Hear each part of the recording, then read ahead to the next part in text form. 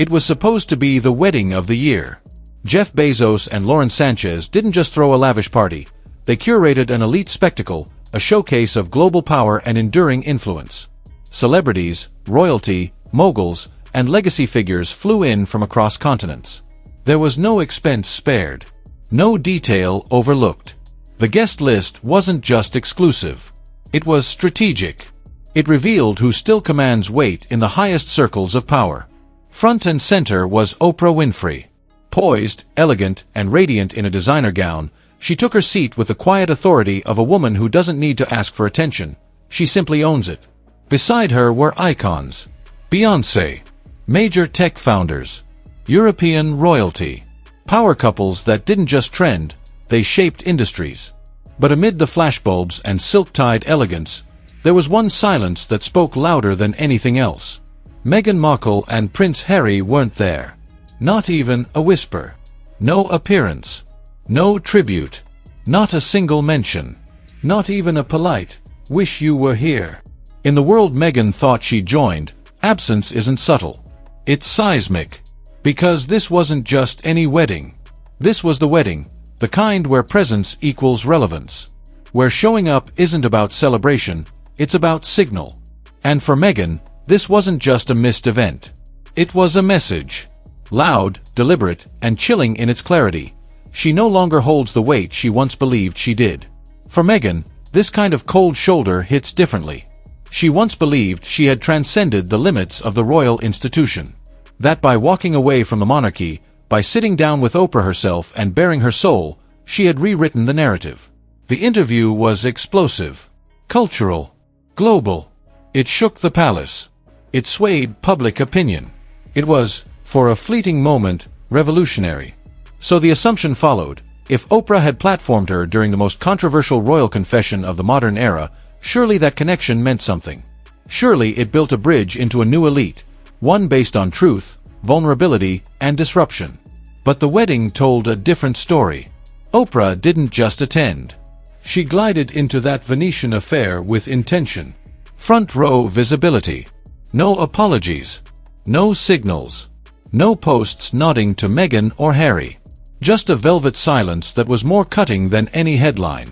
In Oprah's world, silence is a scalpel. Precision over performance. Presence over pity. And when she doesn't speak your name, the world notices. Behind closed doors, sources say Meghan was stunned. That she had made calls. Asked questions. Wondered aloud how someone she considered a confidant, maybe even a mentor, could turn away so publicly. Because for all of Meghan's carefully crafted reinvention, for all her belief in the new American chapter she was writing with Harry, that wedding was proof of the one truth Hollywood never says out loud: influence is not inherited, it's maintained. And right now, Meghan is struggling to hold on. She once thought that by leaving the palace, she would be embraced by the world she admired from afar. The changemakers, the innovators, the stars who defined culture. But Meghan didn't anticipate how fickle that world could be. Or how quickly it would move on when the shine began to fade. And Harry, he's feeling it too. He gave up everything. His uniforms. His royal patronages. His position in a family that, for all its flaws, gave him stature no Hollywood party could ever replicate. He believed the trade-off would be freedom, influence, purpose. But instead, he's finding locked doors. And one by one, the people he thought would welcome him are quietly stepping back. Because let's be honest, this wasn't an oversight. Jeff Bezos doesn't accidentally forget who to invite. That guest list was tailored, deliberate, and powerful. Oprah made the cut. Beyoncé made the cut. But Meghan and Harry? They didn't even register. And that does more than sting. It shifts the narrative.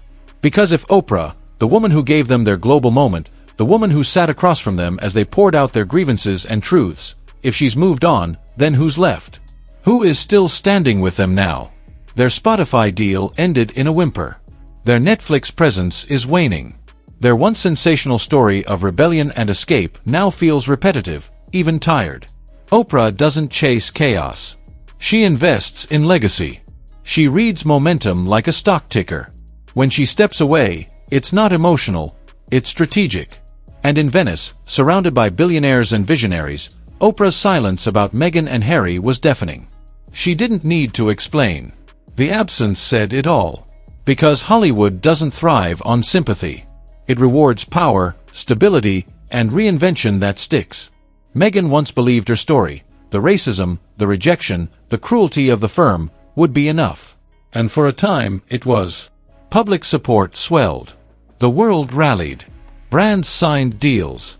But emotion doesn't hold forever. And sympathy, in the high stakes of cultural capital, has an expiration date. And when the projects don't land, when the podcasts underperform, when the royal revelations start to sound like reruns, the very audience that once leaned in slowly turns away. Meghan and Harry didn't just try to disrupt the system, they tried to replace it. But disruption without evolution is just noise. And noise, eventually, becomes a nuisance. While Oprah rose above the drama, poised, glowing, effortlessly regal, Meghan was making more calls, more plans, chasing relevance in rooms that had already moved on. Hollywood is loud, but it's not forgiving. It keeps score. It remembers when deals flop and headlines sour. It catalogs drama. And it knows when a brand has peaked. And so, quietly but unmistakably, Meghan and Harry are slipping. Not with a scandal, not with a bang, but with an absence. A silence. A vanishing from the rooms that once clamored to include them. Harry, in all of this, seems adrift. He was never the architect. Meghan built this American reinvention, brick by media brick. But Harry followed. He trusted. He believed. And now, he finds himself not hated, just forgotten. Background noise in a world that values presence over past titles. And invisibility, in these circles, is the kiss of death. Some insiders whisper that Meghan still believes a pivot is coming. That a new project, a bold move, another headline-grabbing reveal might restore the sparkle. But the rooms they want into don't wait. They don't grant second chances. They evolve forward. They align with impact, not apologies. And the truth is, Meghan and Harry have become too unpredictable. That's not just damaging. It's dangerous, to brands, to billionaires, to power brokers who can't afford to gamble on volatility. Oprah knows that. Bezos knows that. Every mogul in that Venetian room knew that. The absence wasn't petty. It was purposeful. And it wasn't just Meghan and Harry who noticed. The industry did too. Because this wedding wasn't just a celebration. It was a map. A blueprint of who holds cultural currency now. And Meghan and Harry weren't on it. Not because they don't matter, but because they've become a risk. The guest list was a mirror. And in its reflection, the Sussexes were simply missing.